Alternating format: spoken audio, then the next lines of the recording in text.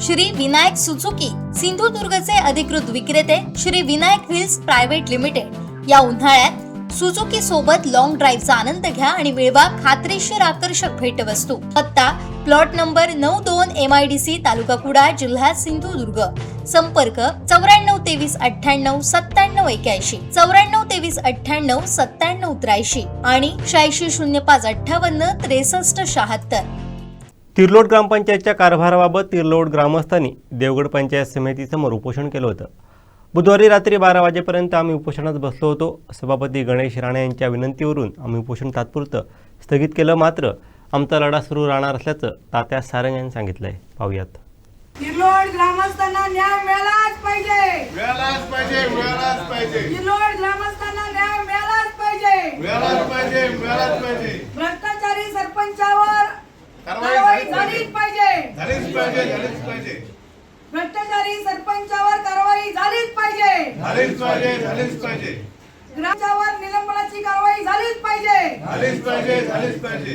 देवगड पंचायत समितीमध्ये तिल्लोट ग्रामपंचायतीमध्ये सरपंचांच्या विरोधात तिथले ग्रामस्थांनी अनेक तक्रारी दिलेल्या आहेत आणि त्या तक्रारीवरून त्यांना जो काय अहवाल पाठवायचा होता जिल्ह्याला, तो अहवाल न गेल्यामुळे संबंधित ग्रामस्थ तिथले सावंत मॅडम म्हणून काहीतरी तिथले आहेत, अधिक तिथले ग्रामस्थ इथे पंचायत समिती देवगडमध्ये येऊन ठिय्या आंदोलन केलेलं होतं आणि रात्री 11 वाजेसर त्यांचं इथे आंदोलन चालू असताना मला ज्यावेळी सन्माननीय या जिल्ह्याचे पालकमंत्री नितेजी राणे साहेब यांनी मला जो संपर्क साधला की देवगड तालुक्यामध्ये आपण पंचायत समितीमध्ये जो काही विषय चालू आहे तो तात्काळ तो विषय आपल्या स्तरावर मिटवण्यात यावा। त्यानंतर मी लगेच पोलीस स्टेशनच्या माध्यमातून या पंचायत समितीत असलेले तक्रारदार त्यांच्याशी दूरध्वनीवरून संपर्क साधून त्यांना एक आश्वासन दिलं की जी आपली तक्रार आहे, ज्या विषयासंदर्भात आपण वेळोवेळी पाठपुरावा करतो आहात त्या विषयाचा मी पंचायत समितीकडून इथून म्हणजे सर्व माहिती घेऊन आपल्याला न्याय देण्याचं काम पंचायत समिती सभापती या नात्याने आपलं जो विषय आहे तो आपण मार्गी लावू।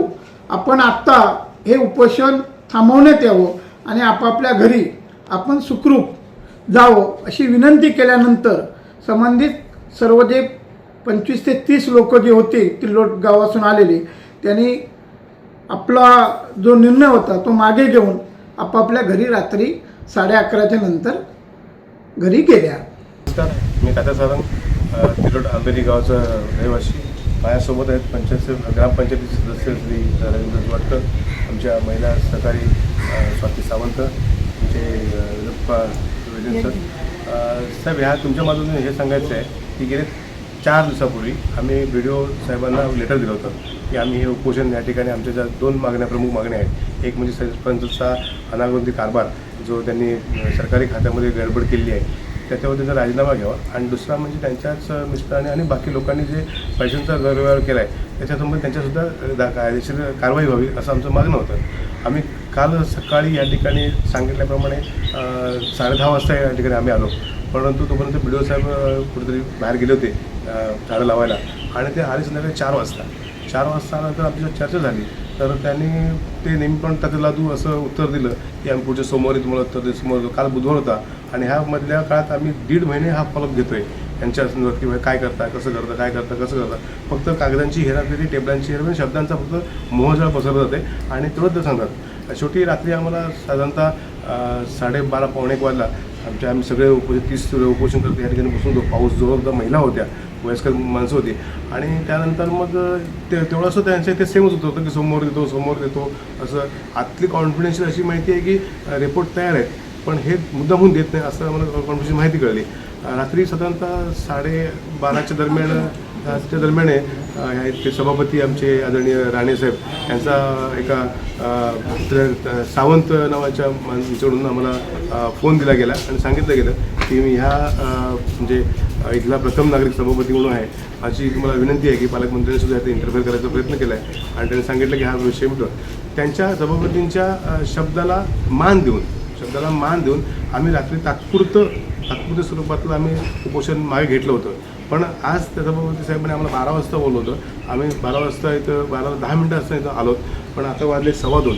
सभापती साहेब स्वतः कॅबिनमध्ये हजर नाही आहेत किंवा त्यांचं कॉन्टॅक्टही होत नाही आहे. त्यामुळे आजही आम्ही ह्या संभ्रमात आहोत की काल जसं व्हिडिओने आम्हाला म्हणजे गुंडळून ठेवलं शब्दामध्ये, तसं सभापती साहेबसुद्धा आज आम्हाला गुंडळतात की काय असं एक शंका निर्माण व्हायला आली.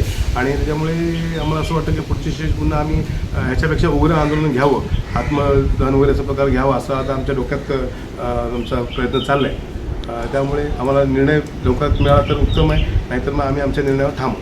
धन्यवाद.